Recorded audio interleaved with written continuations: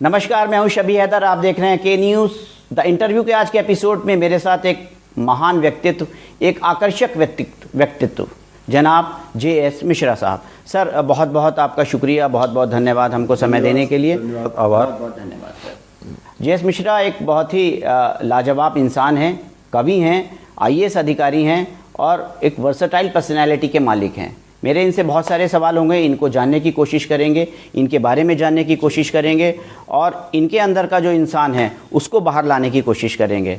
Sir, मेरा पहला सवाल आपसे यही है, आप एक सफल ब्यूरोक्रेट के तौर पर आपने अपना जीवन निर्वाहन किया, आप एक कवि भी हैं और बहुत सारे चैलेंजेस आपने स्वीकार किए। अब तक के सफ़र को, जहाँ पर हम हैं यहाँ पर आप हैं, इसको किस नज़रिए से देख रहे हैं? क्या खोया, क्या पाया? देखिए, जीवन में हम सभी अपने सामर्थ्य के अनुसार, अपने सपनों के अनुसार, अपनी परिस्थितियों के अनुसार और वक्त के अनुकूलता और प्रतिकूलता के अनुसार हमेशा अपना अच्छा तो चाहते ही हैं। मेरे जीवन पर बहुत ही प्रभाव रहा है गीता का शुरू से। गीता में एक लाइन आती है, कुद्रेत आत्मान आत्मानम अवसादेत आत्मना एव आत्मनो बंधु आत्मा एव पुरातनवा। तो अपने जिस भी परिस्थिति है जो हम बेहतर कर सकते हैं, जो अच्छा कर सकते हैं, बेहतर और अच्छा ही नहीं जो सर्वोत्कृष्ट कर सकते हैं, वो हमारी कोशिश रही है। इसलिए मैं महसूस करता हूँ, आपको इकबाल की भी एक लाइन मुझे जस्ट याद आई गई आपके सवाल पूछने के बाद कि खोजता फिरता हूँ ए इकबाल अपने आप को, आप ही गोया मुसाफिर आप ही मंजिल हूँ मैं। तो ये एक जीवन को अगर आप थोड़ा सा सीरियसली और सोच समझ के लेते हैं, मैं अब इस दौर में जीवन के कह सकता हूं कि कोई भी शिकवा शिकायत जीवन से नहीं है, क्योंकि अपने कर्तव्यों का पालन करने की कोशिश की गई शुरू से लेकर के।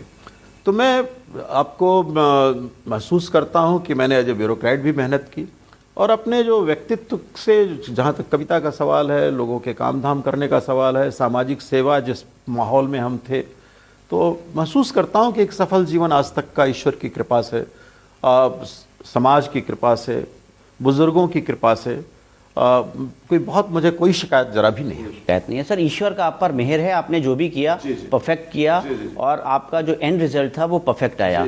मैं आपसे के न्यूज़ के दर्शकों के लिए एक सवाल है मेरा कि कामयाबी और नाकामयाबी के बीच की लकीर क्या है सर? वो ऐसी कौन सी चीज़ें होती हैं जो इंसान सब कुछ होते हुए भी नाकामयाब हो जाता है? देखिए, इसमें बहुत सारे फैक्टर्स होते हैं।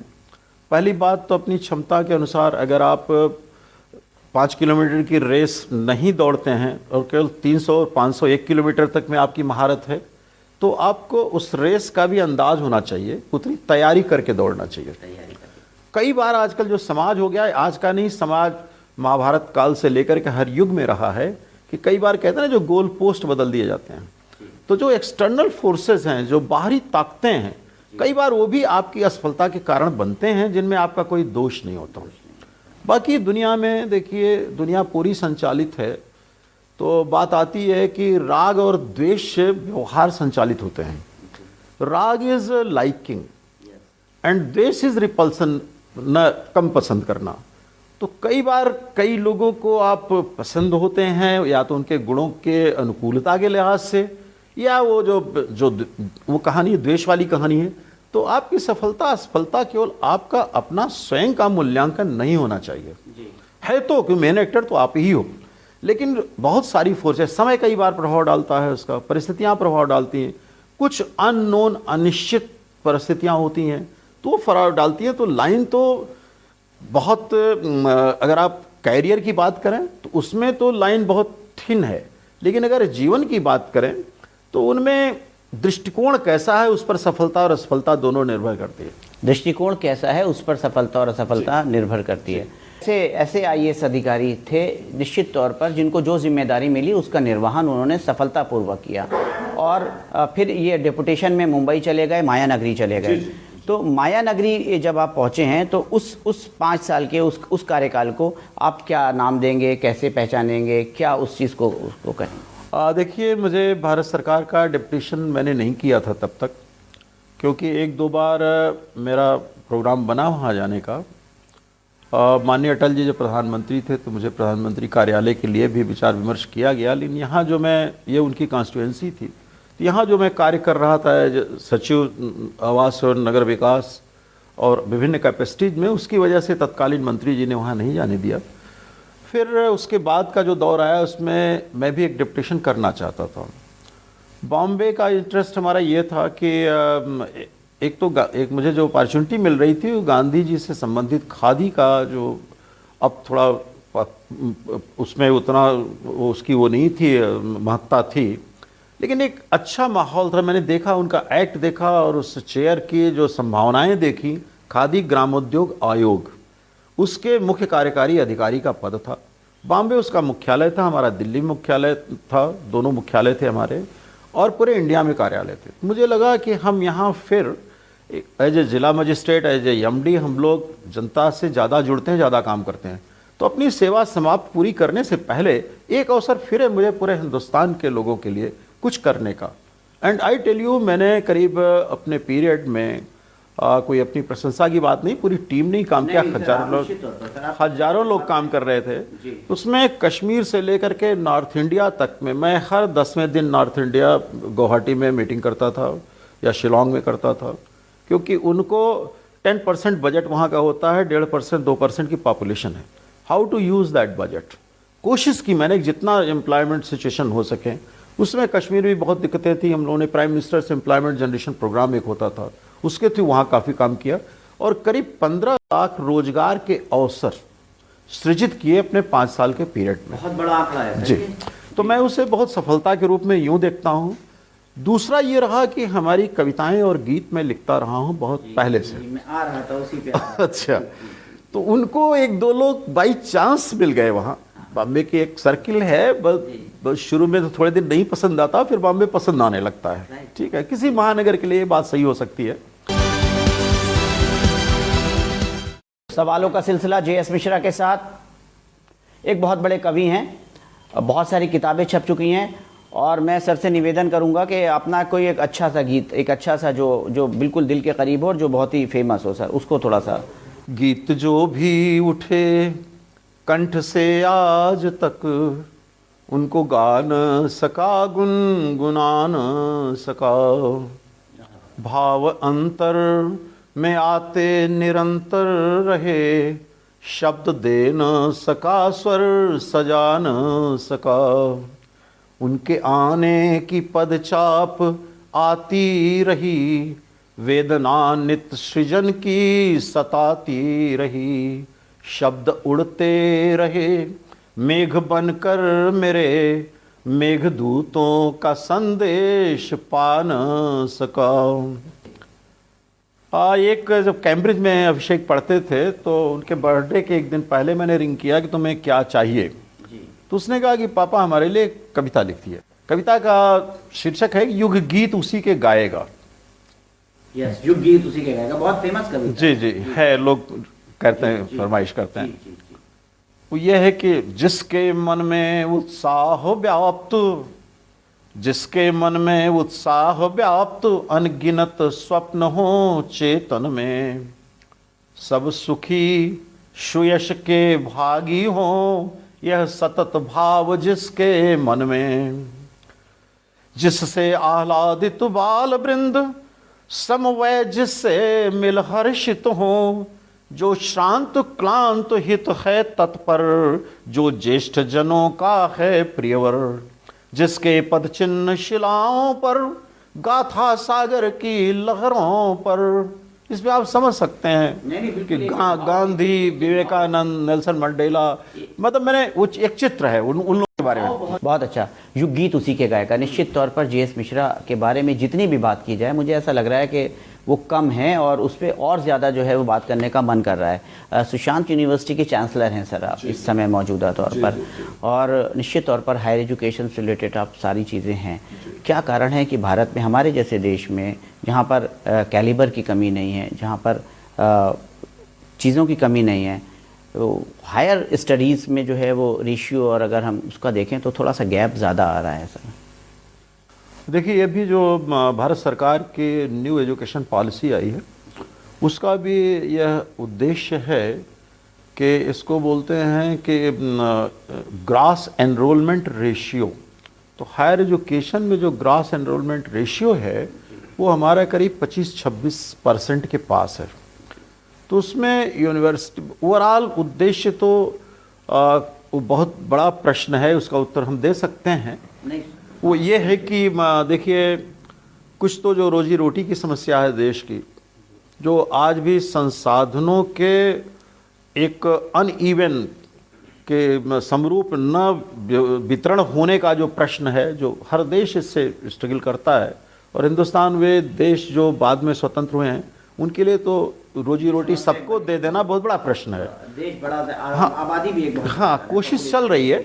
तो जो उससे बहुत सारे बच्चे जो +2 तक किए उसके ऊपर नहीं जाते, कोई अपने बहुत सारे ट्रेड है उनमें नौकरी कर लेते हैं, कुछ आर्थिक संसाधनों को जैसे ऊपर नहीं पढ़ना चाहते, कुछ विद्यालयों और उनके शिक्षण संस्थानों की कमी है उसकी वजह से नहीं पढ़ना चाहते, कुछ के मार्क्स वगैरह जो बहुत टॉप के लड़के हैं वो आईआईटी चाहते हैं। आईआईटीज़ की संख्या बहुत कम थी पहले, अब तो कुछ बढ़ रही है, बहुत अच्छी बात है सरकार की। तो कुल मिला जुला करके सोसाइटी भी है, व्यवस्था भी है, शिक्षण संस्थाओं में भी, जैसे हम लोग यूनिवर्सिटी में कोशिश कर रहे हैं, अब उसको कई तरह के प्रयोग उसके लिए हो रहे हैं। हाँ, ज़्यादातर लोगों को सर मुझे ऐसा लगता है कि जानकारी का अभाव भी होता है। क्या ये सर प्रैक्टिकल संभव है कि जैसे मैं हूँ, मेरे पास स्टैटिक्स थी और मैं उसको बदल कर अगर बायोकेमिस्ट्री में जाना चाहूँ या किसी दूसरे सब्जेक्ट में जाना चाहूँ, तो क्या स्विच ओवर करके पढ़ाई कर सकते हैं? देखो, प्रैक्टिकली सामान्य रूप से तो इसका उत्तर है नो। बट आप देखें तो अमेरिकन इंस्टीट्यूशंस में, आप लंदन स्कूल ऑफ इकोनॉमिक्स में, कैम्ब्रिज में, आप अमेरिका में अभी एक कोलानी थी, उनकी बहुत फेमस किताब है, उनकी बाय द वे डेथ हो गई थी, कि वो किसी आर्ट सब्जेक्ट से फिर उन्होंने मेडिकल किया। ये बात अलग है कि 8 साल लगेगा, आपका उद्देश्य कैसा है, यू नो। तो देखिए, संभव मैंने बताया कि पहले प्रथम उत्तर तो यही है कि नहीं है, बट ये संभव होना चाहिए, संभव होना चाहिए और संभव हो रहा है। और वैसे तो कहते हैं ना कि possibility and impossibility is a matter of opinion. किसी के लिए संभव है, किसी के लिए नहीं संभव। इम्पॉसिबल ये बात तो पुरानी हो गई। No limit sir. हाँ जी, दुष्यंत का शेर भी है कि कौन कहता है आसमां में सुराख नहीं होता, एक पत्थर तो तबीयत से उछालो, तबीयत से उछालो यारों। सर, सुशांत यूनिवर्सिटी के बारे में थोड़ा सा बताइए, कैसी यूनिवर्सिटी है, कैसा कैंपस है? देखिए, कैंपस अच्छा है, यूनिवर्सिटी नई है। ये वहाँ पर एक Sushant college of art, school of art and architecture तो बहुत पुराना है उनका, और वो फेमस है कंट्री लेवल में। प्राइवेट यूनिवर्सिटीज़ में, प्राइवेट कॉलेज में सबसे ज़्यादा फेमस है वो। अभी भी पूरे देश से, कुछ बाहर से भी लोग आते हैं वहाँ पढ़ने के लिए। लेकिन यूनिवर्सिटी करीब 12 साल पुरानी है। तो यूनिवर्सिटी डेवलप हो रही है।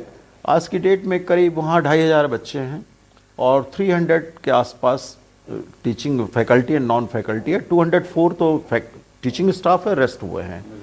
तो बहुत सारे हमारे आर्ट फैकल्टीज़, आर्ट डीन्स हैं, तो उनमें हर तरह के आर्ट एंड आर्किटेक्चर भी हमारा फेमस है, डिज़ाइन एंड डेवलपमेंट भी काफ़ी फेमस है, अर्बन साइंसेस पर भी है, लॉ है, बिजनेस है, और हेल्थ साइंसेस हमारा काफ़ी अच्छा। हॉस्पिटैलिटी का हमारा जो फ्रांस की वाटेल इंस्टीट्यूट बहुत फेमस है, वाटेल इंस्टीट्यूट ऑफ हॉस्पिटैलिटी, उससे हमारे यहाँ से संबद्ध हैं लोग।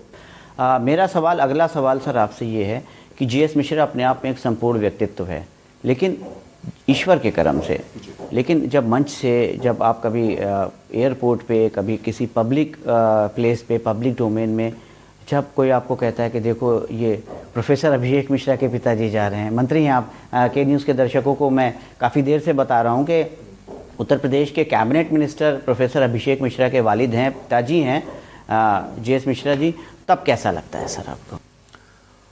देखिए, शायद अगर आप पिता हैं तो हर पिता की ये इच्छा होती है कि उसका पुत्र एक सुयोग्य बने, और सैद्धांतिक रूप से वो ये भी चाहता है कि बहुत आगे बढ़े। ठीक, लेकिन अगर आप ऐसे पिता हैं जिसकी भी अपनी एक छोटी मोटी पहचान है, तो मनुष्य के मानस पर 2 तरह का प्रभाव पड़ता है इस पर। एक तो ये लगता है कि भाई मुझे पहचानने वाले लोग कम दिखाई पड़ रहे हैं, और दूसरा गर्व भी होता है। तो ये उनका कैरियर है, उनकी तकदीर है। माता पिता भी एक दूर तक, देखिए जीवन में जितने संबंध हैं वो जीवन एक यात्रा है। बहुत सारी हमारी कविताएं, बहुत सारे लोगों ने लिखा है बात है, नदी है एक यात्रा है, ठीक है ना। तो उनमें कुछ दूर तक का जो साथ होता है, तो एक बार जो पढ़ाई लिखाई आदमी एक अच्छा कराता है, हमने भी उनको कोशिश की कि हमने भी हमेशा एक जो काम किया शीर्ष स्तर पर करने की कोशिश की अपनी क्षमता में, अपने संभावनाओं में। तो उनका मुझे अच्छा ही लगता है, क्योंकि मैं चाहता था कि बहुत अच्छी जगह से एजुकेशन लें। तो उन्होंने कैम्ब्रिज विश्वविद्यालय से PhD की। फिर इनिशियली वो IIM लखनऊ ज्वाइन करना चाहते थे। मैंने कोशिश की पता लगाने की बेस्ट IIM इंडिया का कौन है, तो निश्चित रूप से IIM अहमदाबाद था। सो आई आस्क्ड हिम। तो उस पर थोड़ा उनका वो भी लगा, क्योंकि मेरे साथ यहाँ रहते हैं लेकिन वहाँ दूर जाना था। अब आज वो उनकी पहचान है, कैम्ब्रिज और IIM वगैरह। तो मैं ओवरऑल मिला के कहूँगा कि अच्छा ही लगता है और बहुत ही अच्छा लगता है। बिल्कुल अच्छा लगता है, बहुत ही अच्छा लगता है। प्रोफेसर अभिषेक मिश्रा पर हम बात कर रहे थे सर। एक कैबिनेट मिनिस्टर हैं और किसी का भी सपना होता है कि अपने आप में एक संपूर्ण वो सारी चीज़ें हैं, प्रोफेसर हैं और एक बहुत ही अच्छे व्यक्तित्व के धनी हैं, वो भी आपके बेटे हैं। आजकल थोड़ा सा जो है वो उनका जो पॉलिटिकल कैरियर है थोड़ा सा हिचकोले खाता हुआ दिखाई दे रहा है। तो क्या कहेंगे इस सिचुएशन पर, उनको क्या करना चाहिए? तो पार्टी या मल्टी पार्टी की जहाँ सिस्टम है, वहाँ पर सत्ता में रहना और सत्ता से बाहर रहना, ये जीवन का एक क्रम है, एक श्रृंखला है। और जब ये राजनीति में इन्होंने इंटरेस्ट दिखाई और एक प्रमुख पार्टी के अध्यक्ष का फ़ोन उनको भी आया, मुझे भी कई बार आया, तो मैंने इनसे पूछा कि राजनीति में क्यों जाना चाहते हो। उस समय इनकी 2 साल की नौकरी थी, जो पहली बार प्रस्ताव जब आया था 2009 में। तो मैंने इनसे कहा कि देखो, अगर केवल वो रेड लाइट और कुर्सी और वो पसंद है तो वो बहुत कम दिन रहता है। हमने देखा था यहाँ अपने लंबे कैरियर में कि 8-8 टर्म के जो MLAs होते थे, वो भी उनकी गवर्नमेंट ही नहीं बनी तो कहाँ से बेचारे बने, और बहुत तरह की कठिनाइयाँ होती हैं। लेकिन अगर सेवा का धर्म है, सेवा से बड़ा तो कोई धर्म ही नहीं है। मैंने तो अपनी सरकारी नौकरी में जितना परमिट करती थी नौकरी, वो दुख दर्द जो है वो आदमी का जितना हम बांट सके वो मैंने पूरी कोशिश की। जो मेरे साथ रहे, जितने जिलों में रहा हूँ, चाहे मैं छोटी कुर्सी पर रहा हूँ, थोड़ी बड़ी कुर्सी पर रहा हूँ, मैंने इंसान को इंसान समझने की कोशिश की और उसमें सफल रहा जी। तो आइडिया मैंने इनसे पूछा कि भाई देखो, इसमें कई बार तो कभी आदमी मंत्री नहीं बन पाता है जी। तो उन्होंने कहा कि नहीं पापा, मैं इसमें, मैंने पूछा भाई रोजी रोटी तुम्हारे बच्चे होंगे और चीज़ें होंगी, तो उनका नहीं, स्वाति ने भी, उनकी वाइफ का नाम स्वाति है, वो भी कैम्ब्रिज से PhD है। और जब IIM अहमदाबाद में असिस्टेंट प्रोफेसर थे तो IIM लखनऊ में वो नोएडा ब्रांच में असिस्टेंट प्रोफेसर थे। तो उन्होंने कहा पापा Swati will take care, I want really to work at a bigger stage. और वो बहुत कह भी रहे हैं, बहुत पर्सनल व्यक्तिगत आग्रह है और हमारी पुरानी मित्रता है। पिता के पास नीली बत्ती, बेटे के पास लाल बत्ती, तो चाहेगा, सोचेगा। छिपाऊंगा नहीं, मैंने इंडिया के मैं बड़े लोगों को, और करीब करीब उनमें सभी पार्टियों के लोग थे उस स्तर पर, दिल्ली स्तर पर, मैंने कई लोगों से सलाह ली, इनको मिलवाने की भी कोशिश की। तो सबने यही बात आई। फिर अंत में सलाह निर्णय तो देखिए आपको कुछ खुद लेना होता है। कई लोगों ने तो मना किया, कई लोगों ने कहा कि नहीं, बड़े फलक पर काम करना चाहता है, तो कोई ऐसी बात नहीं है।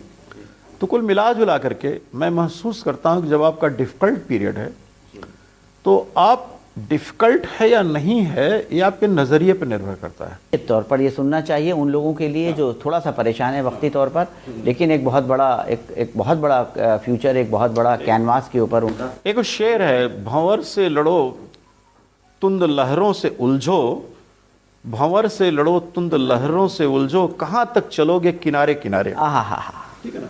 दूसरे उनके लिए जो मैंने पोएम लिखी थी, वो उसकी लास्ट लाइनें थी, एक दूसरी पोएम है वो, हाँ, कि वो ये थी कि अब उठो बढ़ चलो ऊर्ध्वगामी बनो, छेड़ दो उंगलियों से सितारों को तुम।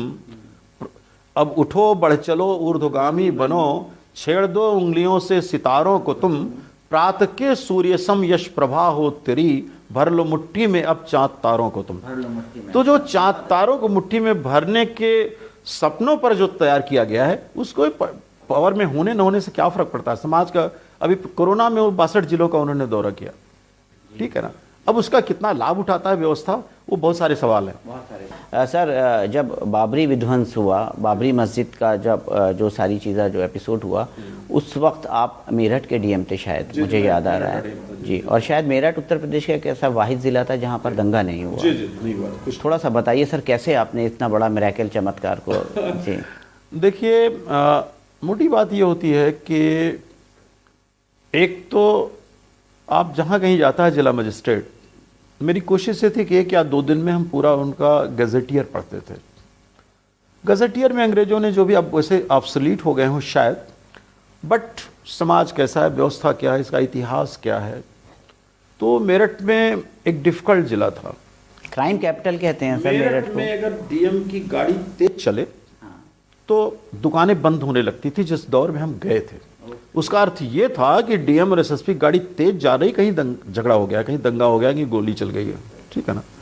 इस माहौल में हम लोग गए थे और तब तक का हमारा एक छोटा सा अपना ये प्रशासकीय जीवन के कीर्ति भी थी, इतिहास भी था कि भाई जिन कुर्सी पर होते हैं उस पर थोड़ी मेहनत से काम करते हैं, सबको ले के साथ चलते हैं, इंसान को इंसान समझते हैं। हम कलेक्टर हैं, वो अमीन है, अमीन भी कुछ बहुत कम इम्पॉर्टेंट नहीं है। एक सब इंस्पेक्टर है, मैंने मेरठ में सब इंस्पेक्टरों से भी मैं हाथ मिलाता था, तो मुझसे पुलिस हायरार्की के कई लोग, वहाँ तो आईजी तक बैठते हैं कि सुना आप इंस्पेक्टर, सब इंस्पेक्टर से भी हाथ मिलाते हो। मैंने कहा तो हमारी कड़ी का सबसे इम्पोर्टेंट आदमी है सब। आप आईपीसी सीआरपीसी में इंस्पेक्टर को, जो इन्वेस्टिगेशन अधिकारी है, उसी दूसरे इंसान मेरे घर अगर आया, जिला मजिस्ट्रेट मेरठ के रूप में मिलने 1000 कमरा भर जाता था डिस्ट्रिक्ट मजिस्ट्रेट का, मतलब घर सामने।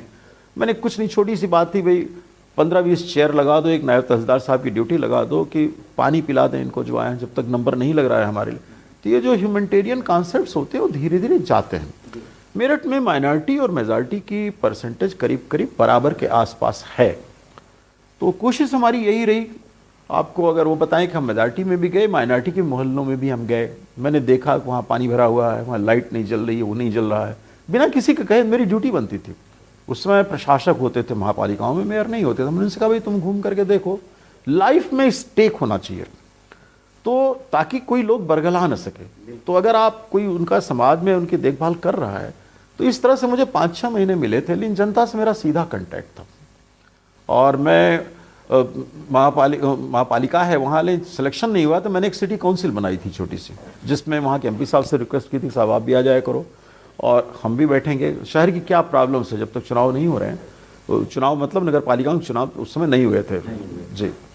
तो इस तरह से एक अच्छा संपर्क रहा और माइनॉरिटीज़ में भी हमारा विश्वास था, मेजॉरिटी को भी हमारा विश्वास था। आप गए, संवाद किया आपने? मैंने संवाद किया और जब घटनाएं हुई तो मैंने सीधा संवाद लाउड स्पीकर लगा करके क्षेत्रों से कि दूसरे शहरों में क्या हो रहा है हमसे मतलब नहीं है। मैंने 2 सेंटेंस बोले वहाँ कि मैंने तय किया है कि मेरठ में झगड़े फसाद से कोई महिला विधवा नहीं होगी, कोई बच्चा अनाथ नहीं होगा और कोई दुकान रोजी रोटी की जो साधन है उस जलाया नहीं जाएगा, और मेरा साथ दीजिए, मैं सुनिश्चित करूंगा इस चीज़ को। निश्चित तौर पर बड़ी बात है सर, मेरठ में जहाँ हल्के से रिक्शे और साइकिल की टक्कर में जो है मर्डर हो जाता है, वहाँ पर जो है उस वक्त दंगा नहीं हुआ।